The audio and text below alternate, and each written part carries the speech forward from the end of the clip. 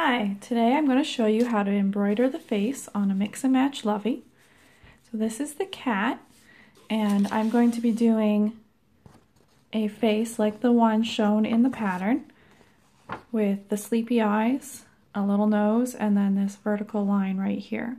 You can use the same steps that I'm going to show you, and also they are described on the pattern to do the other animals as well. What you need is your animal. I use two different needles. One of them is sharp, the other one is blunt. Both of them have an eye that's large enough to easily thread embroidery floss. A pair of scissors, and of course the floss itself. And so today I'm going to be using this kind of a dark coral color for the nose, and a dark gray for the eyes and for that vertical line. So the first thing that I do is the vertical line, and that just really helps to find the center of the face, and you can base all the other parts off of that. So I'm going to start with my blunt needle, and I'm going to thread my gray yarn onto it, or sorry, my embroidery floss onto that. Okay, and I want to find the center of the face at about round 11 or 12. So starting from the top, and this is a pointy head, so this is the starting chain up here. If you're using a round head, you're going to start with the magic loop. So 1, 2, 3, 4, 5, 6, 7, 8, 9, 10, 11.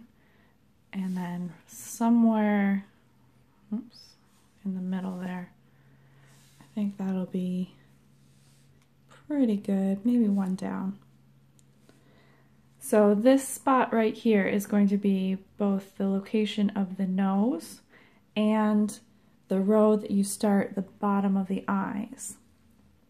So right here, I'm going to take my needle, carefully remembering that spot that I chose, and go into an opening on the side. And this is why I want to use the blunt needle, so I don't snag the yarn there. And I'm going to come out in that spot that I already located. Just double check that looks like it's centered. I think that's good enough to keep going. So I'm going to pull it through so that I want to make sure I have enough sticking out over here that it's easy to tie, and then also to weave it in a little bit to secure it. So that might be a little bit more than I need, but that should be fine. Alright, so next I'm going to go straight down a stitch, and this is when I might switch to my sharp needle, and I think I will, just because there isn't really a natural gap where I want to go. So if I switch to my sharp needle, I can go anywhere I want and don't have to rely on there being a space already. So I'm going to go right about there and come out down, always down there, and then I'm going to go back in the same spot and out the top, right, like that.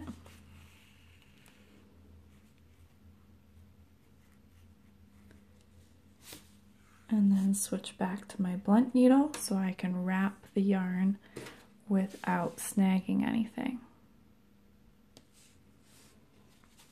Okay, so now I'm going to go under that first stitch.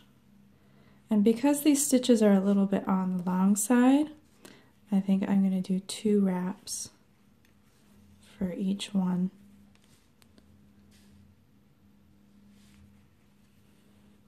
And this just helps to kind of smooth it out, to define it, and make it just a little bit more visible. Makes it a little bit thicker. Okay, and then back into that same stitch that we ended at the bottom, and out the stitch that we started with on the side. being careful not to snag. Alright, and this next step is something that we'll do for every piece of embroidery floss, and that is to tie it first with a couple of knots, and you want to pull it just snug enough that it's not going anywhere, but if you pull too hard it's going to change the shape of the feature that you just made on the face.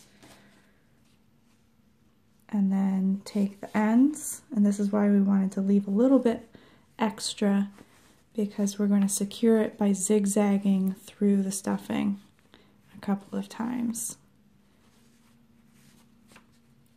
Oops. And when it gets really short like that, you can put the needle in first, thread it,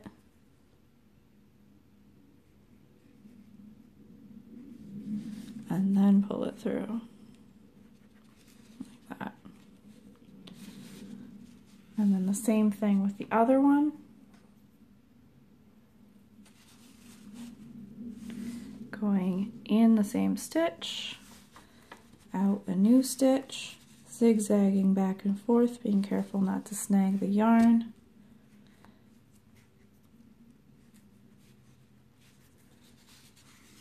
And then once you've done that a couple of times, just give the thread a little tug and cut it off, and it'll just disappear into the head.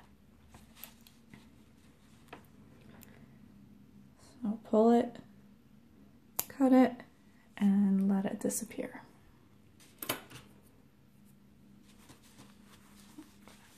Okay, so there's that vertical line, and now we can base all the other features off of that location. So the next thing I like to do is the nose. So I'm going to do this dark coral color, and I'm going to put it onto the blunt needle, go into the side of the head, out the front, and that might be a little bit too wide.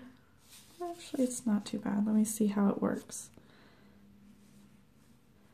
And if you do want to change it, it's not that difficult to take it out and try again, as frustrating as it may be.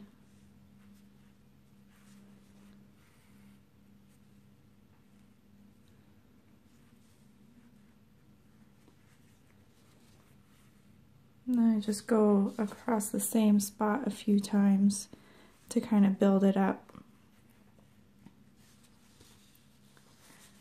That's maybe a little bit wider than what I would normally do, but I think I'm just going to go with it for now. I can always come back and change that later. Alright, so we're going to go out the side where we started and do the same thing as we did with the gray. Actually, I think that's pretty good.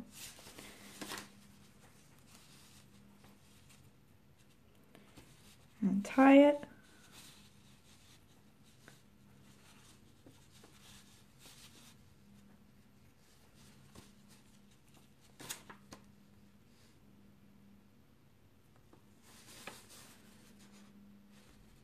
And I'm just going to poke them out through the back so they're out of the way, and come back and weave them in properly later. So we can move on to the eyes. Okay, so there's the vertical line and the nose finished. Now the eyes are admittedly the trickiest part.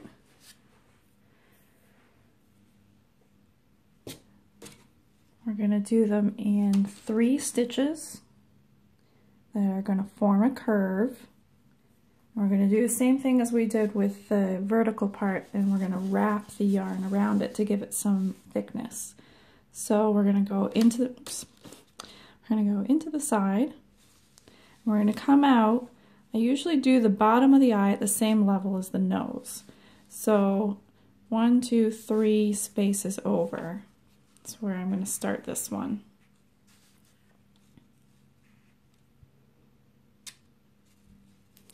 And the first stitch is going to be horizontal, and you're going to want to poke the needle out at a vertical, or sorry, a diagonal, because your next stitch is going to be diagonal. So there's the horizontal, and then come back down to do your diagonal.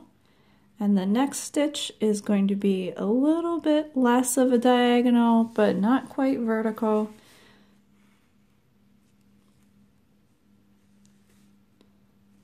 Something like that. And then I like to go back out the bottom.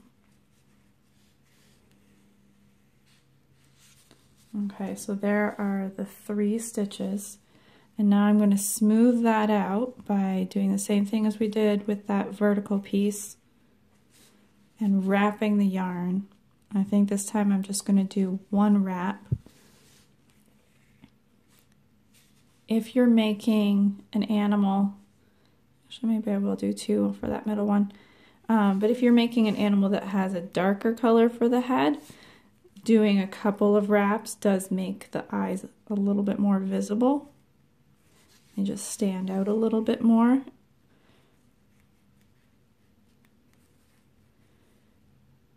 And then at this point you can either go straight to doing the second eye or come back out the side and tie it off like we did before.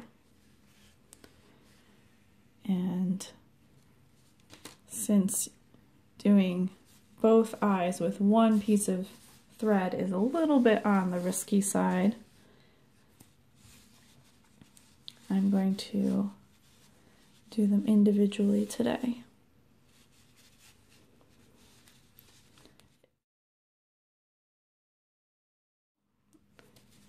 To do this eye, I started 3 gaps over, so I'm going to do the same thing over here. 1, 2, 3. So that's where my eye is going to start, but I need to go in the side of the head and come out of that stitch. Just double check. 1, 2, 3, yeah.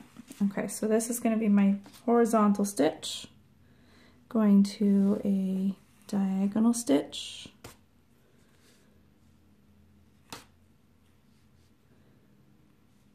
and finishing with 1 more stitch that's just a little bit less diagonal, back down to the bottom where we started, and then wrapping that yarn. Whether you do 1 wrap or 2 or even 3 is up to you. And since I did 2 in that middle stitch on the other side, I'm going to keep it consistent and do the same thing on this side. And actually, I think that eye turned out a little bit nicer than the first one.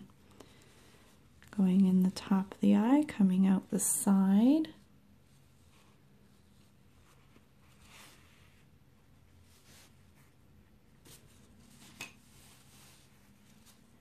And if you're lucky, they'll be symmetrical.